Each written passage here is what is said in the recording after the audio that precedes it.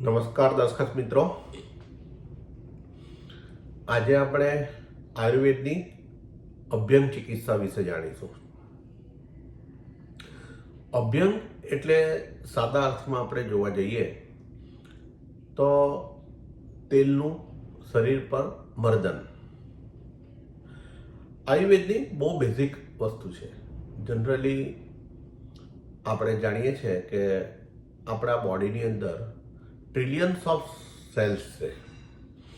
એ સેલ્સનું તમે basic structure તમે જુઓ તો એક સેલની અંદર સેલ મેમ્બ્રેન હોય, ન્યુક્લિયસ હોય, માઇટોકોન્ડ્રિયા હોય.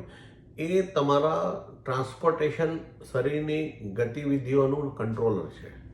અને દરેક સેલ્સ મળીને ઓર્ગન બને છે. ઓર્ગનનું કલેક્શન થઈ અને સિસ્ટમ બને છે. અને આપણું જેવી રીતે ગાડીમાં અલગ અલગ સિસ્ટમથી એક ગાડીમાં આપણે બેસીને જો વહન કરી શકીએ છીએ, એવી રીતે શરીરનું બ્લડ સર્ક્યુલેશનનું વહન પણ આ સિસ્ટમ દ્વારા સેલ્સના માધ્યમથી થાય છે. તો આ ખૂબ જ એક આયુર્વેદની અદ્ભુત વસ્તુ છે કે શરીરની અંદર આપણે જાણતા અજાણતા ખોટું ખાનપાન એને કારણે સેલ્સ પર અનવોન્ટેડ લોડ આપણે આપતા જ હોઈએ છીએ. તો ટ્રિલિયન્સ ઓફ બોડી સેલ્સ, જેના સેલ્સ બધા ક્લોઝ હોય, જનરલી આપણે સાબુ વાપરીએ તો સાબુમાં બોડી ફેટ હોય છે.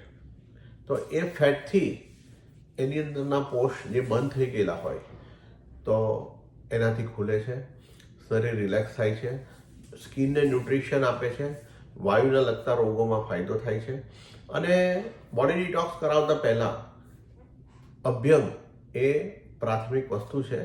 તો એઝ એન વેન જ્યારે પણ તમને સમય મળે તો આયુર્વેદિક અભ્યંગ, જેનાથી તમને મેક્સિમમ રિલેક્સ મળે, એનો ચોક્કસ અનુભવ કરવાની ભલામણ છે. ધન્યવાદ. નમસ્કાર.